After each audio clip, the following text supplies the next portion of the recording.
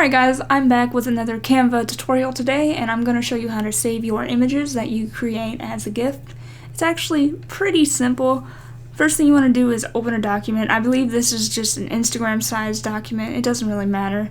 Make it whatever size you want. I'm going to go ahead and add this heart to the canvas here, and I'm going to hold Alt and drag from the center to make it scale up from the center. Now if you were to save this as a GIF right now, it would save, but it wouldn't actually do anything. That's because in order to make something a GIF, you need to actually animate it. So in order to add animations to your elements in Canva, you click the element and you go up here to the animate button. I think I'm going to put tumble, and then it's going to do that. So when you download it, it's just going to be a loop that does this.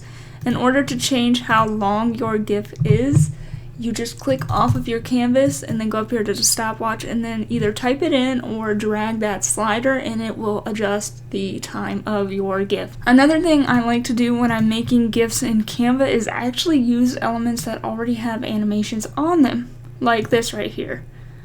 For instance, I'm going to resize it because it's a little bit too big. And put it right here, hold down Alt, click and drag, flip it horizontally. I don't know if it's perfectly even, but that's fine.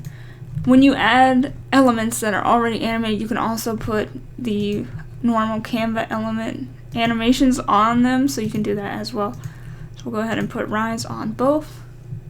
And then we're going to download this. Now, in order to save it as a GIF, all you have to do is click the file type and go down here to GIF.